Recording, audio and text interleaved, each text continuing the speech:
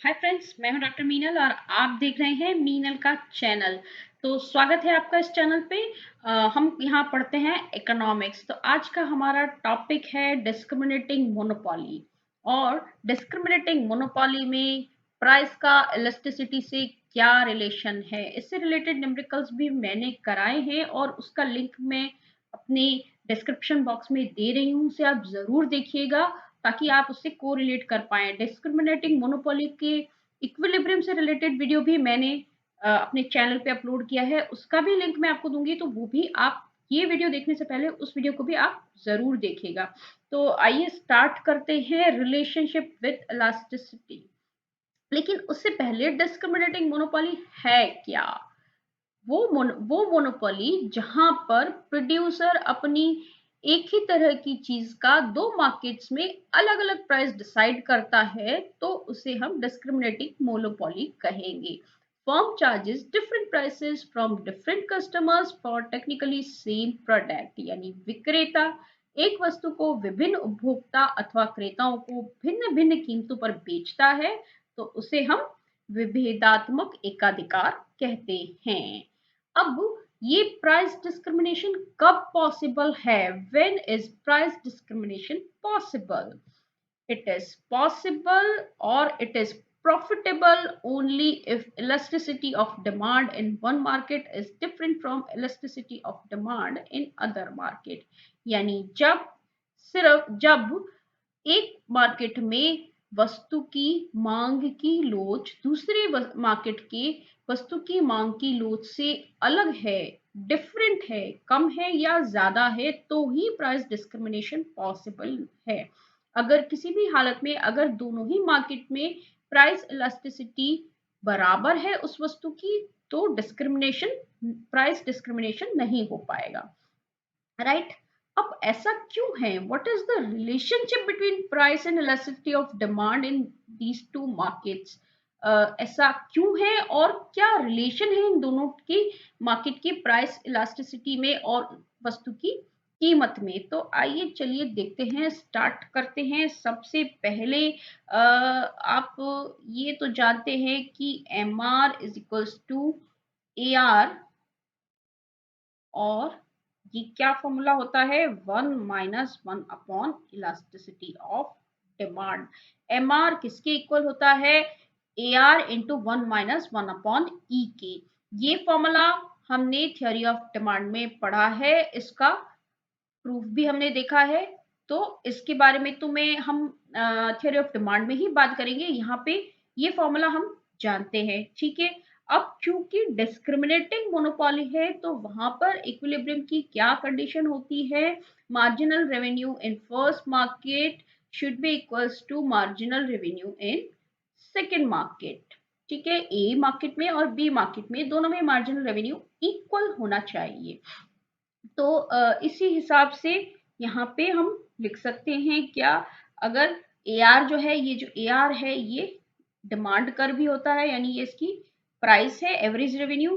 तो price in market A 1 - 1 upon elasticity in market A, this should be equals to price in market B 1 - 1 upon elasticity in market B, right? ये हो गया हमारा M R in A market, ये हो गया हमारा M R in B market. तो equilibrium के लिए इन दोनों को इक्वल होना चाहिए, ठीक है। अब इसको थोड़ा सा सिंप्लीफाइड फॉर्म में लिखते हैं। ये प्राइस की टर्म इस side, price of A upon price of B, इसको मैं इधर ले गई, यानी कि मैं इसको इधर ले गई और ये जो है मैं इसको इधर ले जाऊंगी। तो ये क्या आएगा? This is equals to 1 - 1 upon elasticity of B, okay, and this is 1 upon 1 minus elasticity in A market, right? अब if I say, if elasticity in A market is greater than elasticity in B market, ठीक है।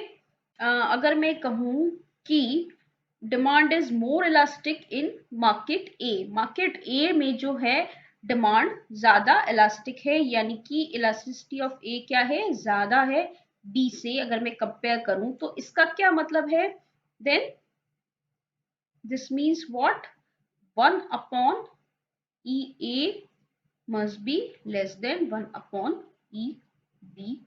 Simple mathematics है। नीचे का जो है, नीचे का नंबर जहां पे बड़ा है, अगर 1 अपॉन दिस करा है तो नीचे का नंबर जो बड़ा है वो छोटा होगा, और जहां पे नीचे का नंबर छोटा है वो नंबर बड़ा होगा, राइट। जैसे कि मैं यहाँ पे अगर लिखूं 1 अपॉन 12 और यहाँ पे मैं लिखूं 1 अपॉन 2, तो इसमें बड़ा कौन सा होगा, जाहिर सी बात है 1 अपॉन 2 बड़ा होगा।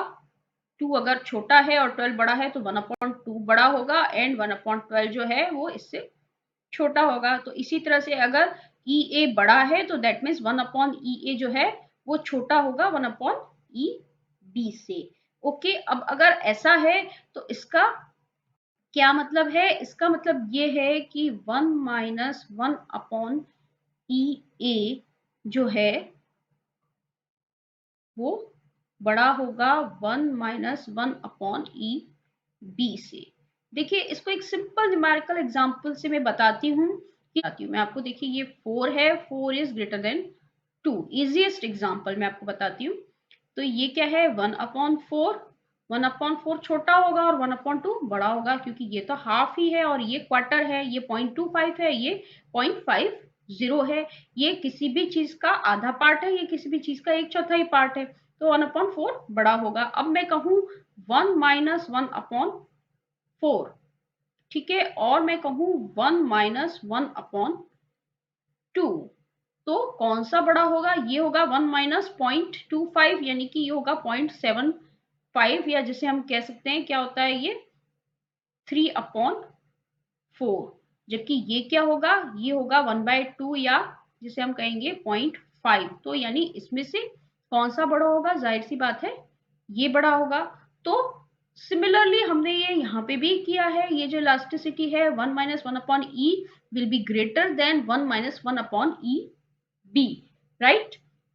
तो इसका क्या मतलब है, अब अगर मैं यहाँ पे लिखूं 1 minus 1 upon E B upon 1 minus 1 upon E ए,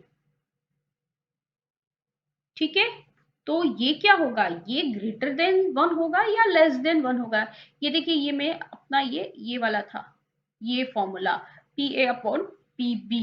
तो ये क्या होगा, अब चूंकि बड़ा कौन सा है, ये वाला बड़ा है और ये फ्रैक्शन छोटा है, तो दैट मीन्स ये क्या होगा, ये लेस देन 1 होगा, सॉरी लेस देन 0 नहीं, लेस देन 1 होगा।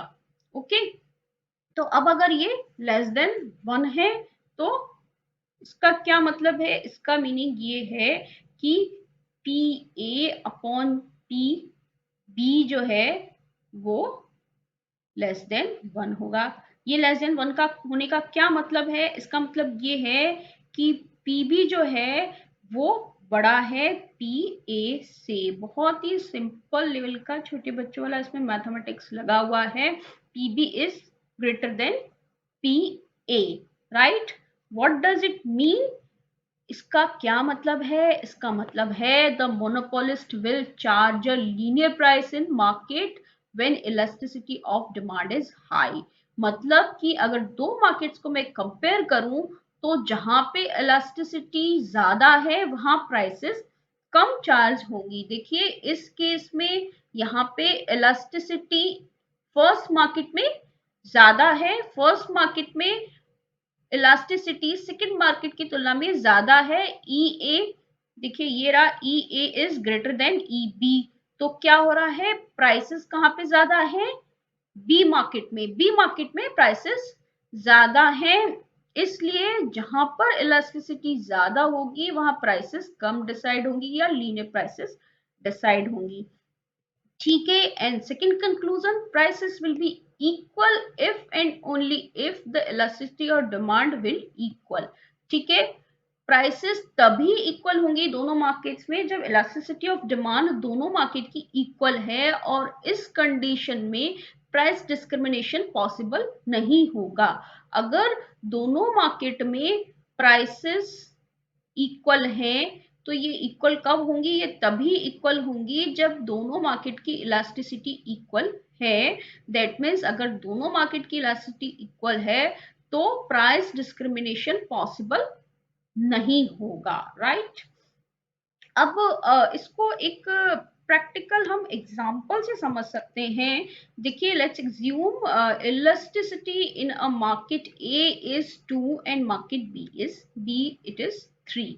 ए मार्केट में इलास्टिसिटी 2 है और मार्केट बी में 3 है। इसका क्या मतलब है? Elasticity in market B is greater than elasticity in market A, क्योंकि ए में तो ये 2 है और बी में ये 3 है।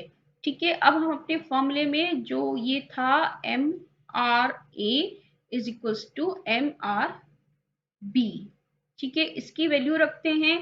तो यहाँ पे ये क्या है? P price of A 1 minus 1 upon 2।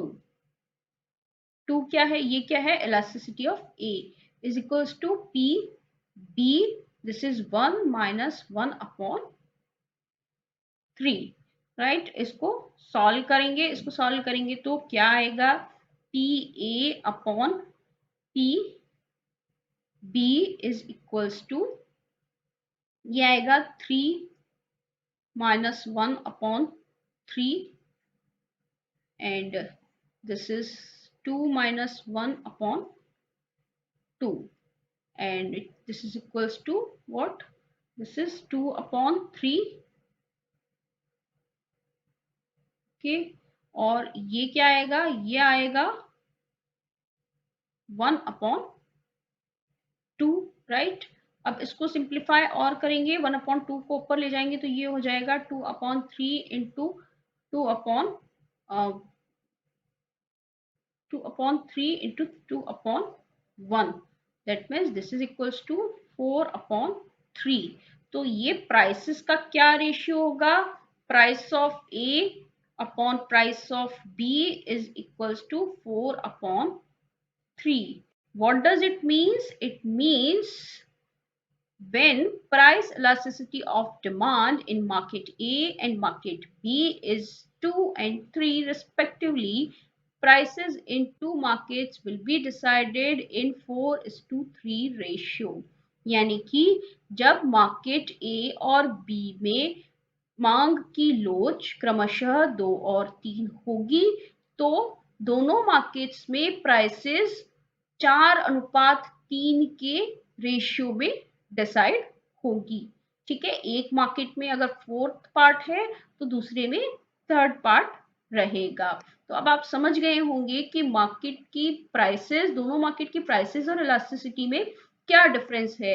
There are 2 points to remember. First, अगर market elasticity in market A is equals to elasticity in market B तो प्राइस डिस्क्रिमिनेशन पॉसिबल नहीं है, डिस्क्रिमिनेशन पॉसिबल नहीं है, फर्स्ट पॉइंट। सेकंड पॉइंट, जिस market की elasticity ज्यादा है, जिस मार्केट की इलास्टिसिटी ज्यादा है उस मार्केट में प्राइस कंपैरेटिवली कम होगी। ये दो बातें हमको ध्यान रखनी है।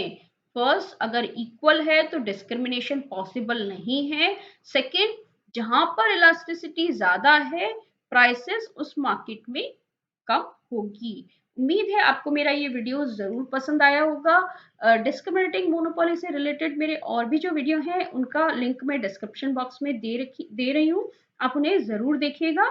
और अगर आपको ये अच्छा लगे तो मेरे चैनल को जरूर सब्सक्राइब कीजिए, अपने फ्रेंड्स को भी बताइए ताकि वो भी लाभ ले सकें। इसी के साथ थैंक यू, बाय।